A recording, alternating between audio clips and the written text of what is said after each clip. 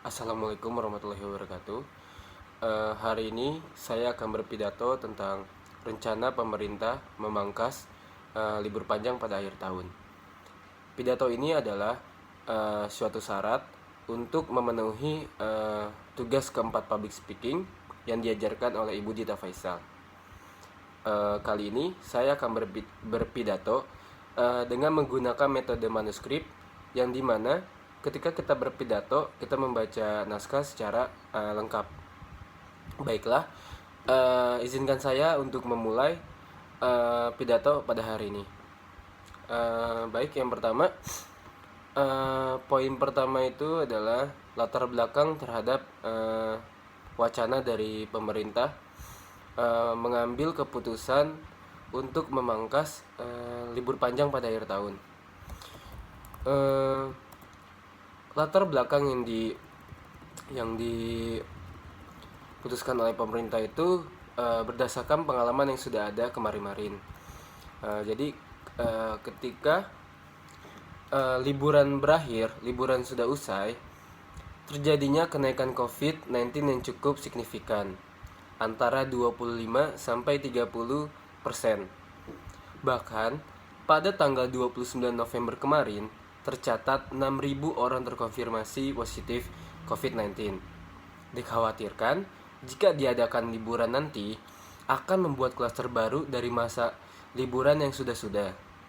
Nah, kenaikan positif COVID-19 ini pada masa liburan ini disebabkan kurangnya disiplin masyarakat terhadap protokol kesehatan, terutama menjaga jarak dan menjauhi kerumunan. Karenanya, soal pembatasan liburan ini dikaji lagi untuk menghindari munculnya klaster baru. Juga karena turunnya aktivitas ekonomi, berdasarkan data-data yang ada pada Oktober 2020, telah terjadi beberapa perkembangan aktivitas ekonomi yang sudah menunjukkan pelemahan kembali. Di sisi lain, jika libur panjang ditetapkan pada Desember nanti, maka jumlah hari kerja hanya 16 hari saja. Sementara pada Desember tahun lalu, jumlah hari kerja masih 20 hari. Lamanya libur panjang akan mempengaruhi konsumsi listrik sektor produksi. Berdasarkan datanya, konsumsi listrik sektor industri pada Oktober 2020 minus hingga 8,1% secara tahunan. Lalu menurut saya, bijak gak sih wacana tersebut dilakukan?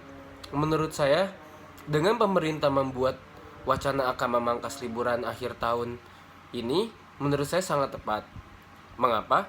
Karena wacana ini tujuannya utamanya ialah untuk melakukan atau menekan penyebaran virus COVID-19 ini, dan juga upaya untuk memulihkan perekonomian Indonesia. Karena pula kita semua juga ingin musibah ini berakhir dengan cepat. Makanya saya sangat setuju bahwasannya jika wacana ini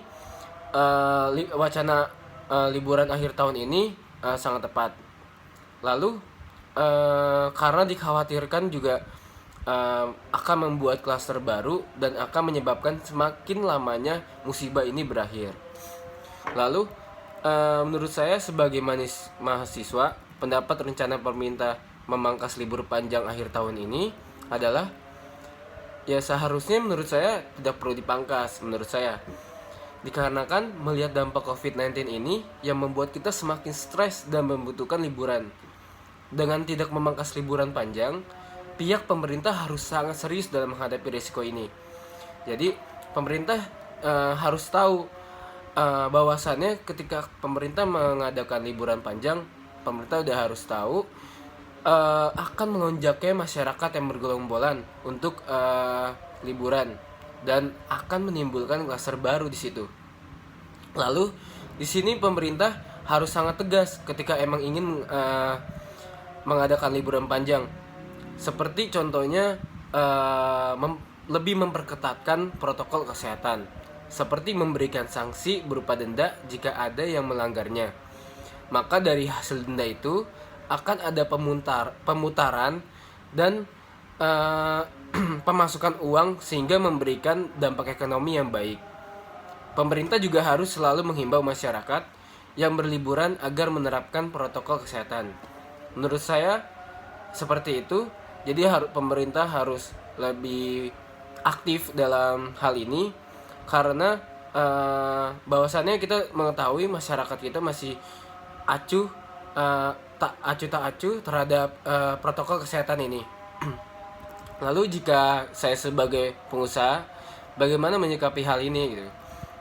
Kalau saya, jika saya jadi pengusaha, maka saya akan merasakan kekecewaan yang sangat besar dikarenakan kemajuan usaha atau pendapatan yang saya harapkan akan meningkat pada liburan panjang ini ternyata tidak sesuai dengan ekspektasi yang saya harapkan.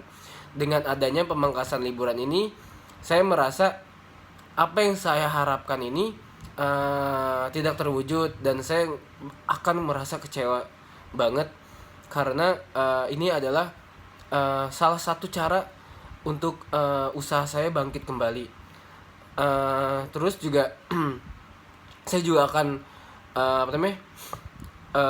kecewa banget karena sudah banyak persiapan-persiapan yang saya persiapkan untuk liburan nanti, seperti misalkan konsumsi, terusnya SDM